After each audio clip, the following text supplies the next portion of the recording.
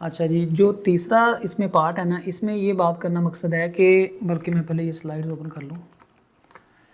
कि जो हमारे पास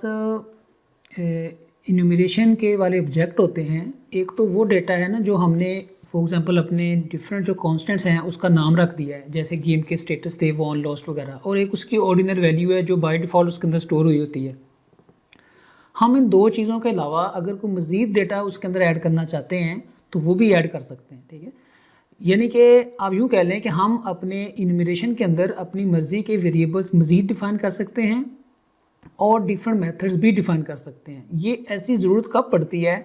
जैसे देखें कि हम जो ये काम तब करेंगे, जैसे फॉर एग्जांपल हमने कोई इन्यूमरेशन लिस्ट बनाई है सिटीज़ की, और हम चाहते हैं कि सिर्फ उसमें सिटी का नाम ना पड़ा हो, बल्कि उस सिटी का जो एरिया है, उसकी जो पॉपुलेशन है वो भी पड़ी हो, या प्रोविंस है, जो भी रिलेटेड इन्फॉर्मेशन है इनके, आपकी जो स्पेसिफिक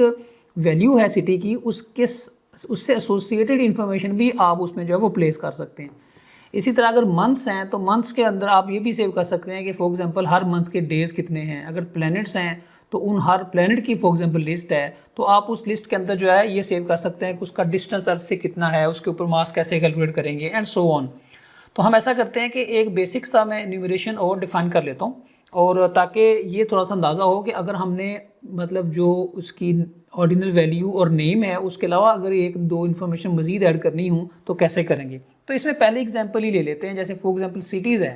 तो हम यूँ करते हैं कि यहाँ जाके ना एक सिटीज़ की न्यूमरेशन डिफाइन करते हैं, अलग क्लास में इसको रख लेते हैं, जैसे हम कहते हैं फॉर एग्जांपल सिटीज़,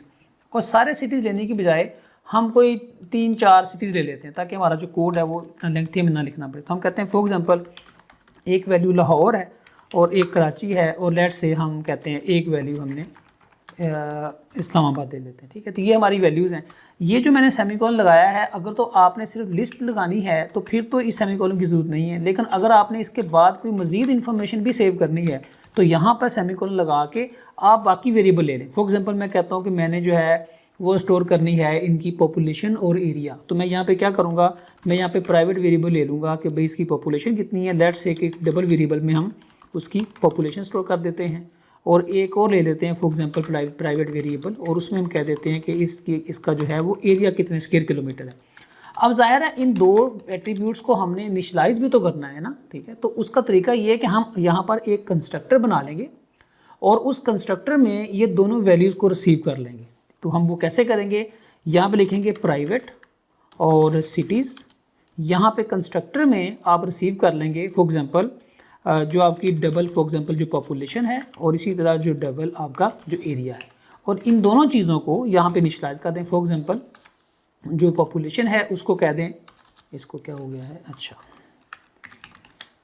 यहाँ पे इसको इनिशियलाइज कर देते हैं, this dot population is equal to population, और this dot area is equal to area. अब पॉइंट ये है कि ये हम तो इसके तो नए ऑब्जेक्ट बना ही नहीं सकते, तो ये कंस्ट्रक्टर कब कॉल होगा। तो देखें, हम आल्दो के नए ऑब्जेक्ट नहीं बना सकते, लेकिन जो कंपाइल टाइम पे डिफ़ॉल्ट कंस्ट्रक्टर कॉल होता है, हम यहाँ पे अपनी लिस्ट के साथ ये वैल्यूज़ को स्पेसिफाई कर सकते हैं ताकि अब उसकी बजाय हमारा ये वाला जो कंस्ट्रक्टर है ये कॉल हो, ठीक है। तो हम यहाँ पे कह सकते हैं फॉर एग्जांपल लाहौर है, तो हम उसकी कोई भी वैल्यू सेट करते हैं, जैसे अभी मैं वैसे इसके लिए देख रहा था नेट के ऊपर, तो लाहौर के लिए आप वैसे कोई वैलिड वैल्यू भी सेट कर, let's don't make it very formal, हम कोई रैंडम वैल्यू सेट कर देते हैं। जैसे हम कहते हैं इसकी जो पॉपुलेशन है वो 100 है और इसका जो एरिया है वो 20 है, तो देखिए ये दो वैल्यू मैंने यहाँ से पास कर दी। इसी तरह कराची के केस में आप कहते हैं इसकी जो पॉपुलेशन है वो 150 है और इसका जो एरिया है लेट्स से कि वो 25 है, और इस्लामाबाद के केस में यहाँ पे आप कहते हैं इसकी जो पॉपुलेशन है वो 30 है और इसका जो एरिया है लेट्स से कि वो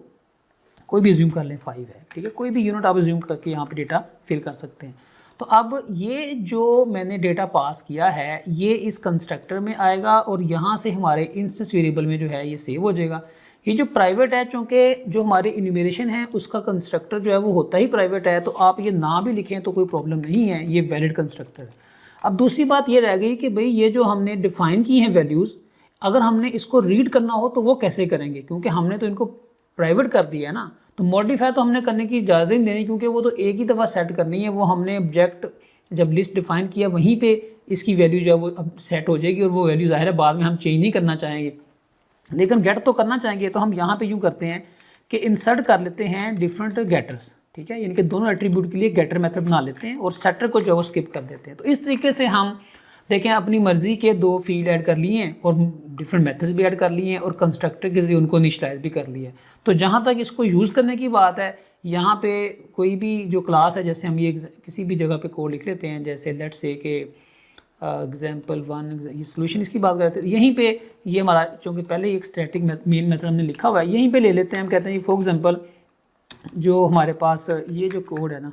इसको फॉर द टाइम बीइंग मैं कमेंट कर देता हूँ ताकि इस पे हमारा फोकस ना जाए। यहाँ पे हम कहते हैं कि भाई जो हमारे सिटीज़ हैं, ठीक है, सिटीज़, और इसकी वैल्यू एक कोई city low, let's say cities कोई भी एक स्पेसिफिक सिटी लेते हैं और उसकी वैल्यू क्या है कि उन सिटीज़ की लिस्ट में से हम कहते हैं जी फॉर एग्जांपल लाहौर का सिटी हमने इसको साइन कर दिया। अब अगर मैंने इसकी जो अंदर इंफॉर्मेशन पढ़ी है यानी कि पॉपुलेशन और एरिया वगैरह, तो वो मैं इस सिटी के रेफरेंस से उसको गेट कर सकता हूँ। दैट मीन्स कि यहाँ पे मैं कह सकता हूँ कि भाई यहाँ पे ये प्रिंट कर दे सिटी डॉट, ये जो भी मैंने वहाँ पे गेटर डिफाइन किए हैं, तो ये देखें अगर मैं एरिया वाला गेटर यूज़ करूँगा तो ये मेरे पास जो है वो एरिया आ जाएगा। इस तरीके से अगर मैं दूसरा भी यूज़ करना है तो वो भी इस तरीके से। तो दिस इज़ हाउ कि भाई हम अपने जो फिक्स लिस्ट ऑफ कॉन्स्टेंट्स है उसमें एक तो उसका बाय डिफ़ॉल्ट नाम है ना, जो नेम के फील्ड में पड़ा होता है, उसको भी प्रिंट करके दिखा देता हूँ, एस आउट और सिटी डॉट नेम, ठीक है। ये तो वो वैल्यू है जो हमने ये सेट की है, ठीक है। तो ये, लेकिन हमने जो बाकी फील्ड सेट किए हैं वो अगर पब्लिक हैं तो डायरेक्टली एक्सेस कर लें, अगर वो प्राइवेट हैं तो आप डॉट लगा के उसके बाद उसके बाकी फील्ड को बिल्कुल ऐसे ही एक्सेस कर सकते हैं जैसे आप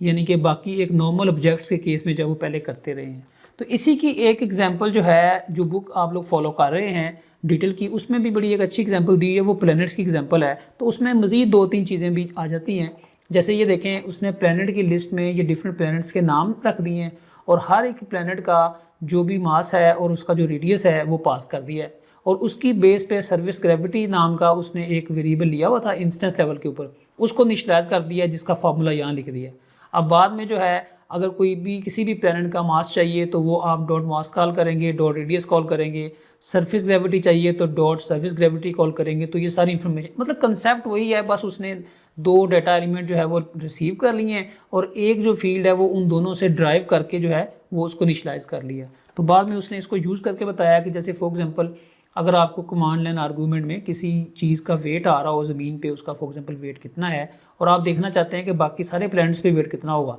तो आप ये फार्मूला उसने लगा के कि भी अर्थ वेट इतना है डिवाइड कर दो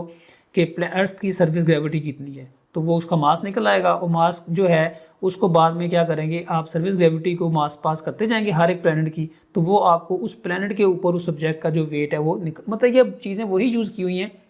लेकिन जस्ट उसको एक प्रैक्टिकल यूज़ केस जो है वो दे के डिमॉन्स्ट्रेट कर दिया है कि कैसे केसेस होते हैं जहां हमें अपने लिस्ट ऑफ जो कांस्टेंट्स हैं उसके अलावा सिर्फ कांस्टेंट का नाम नहीं, उससे एसोसिएटेड कोई मज़ीद एट्रीब्यूट भी सेव करने पड़ जाते हैं, तो वो हम इस तरीके से जो है उसको सेव कर सकते हैं। तो ये सारी बेसिक डिस्कशन थी हमारी न्यूमरेशन की। तो इसमें आपके कोई भी क्वेश्चंस हों तो वो आप वीडियो के कमेंट में पूछ सकते हैं, और वरना दैट्स इट, मतलब इतनी जो इन्फॉर्मेशन है वो काफ़ी है जो हमने बाकी काम करने हैं या जो ऑब्जेक्ट ओरिएंटेड प्रोग्रामिंग की जो फंडामेंटल्स का जहाँ तक ताल्लुक़ है।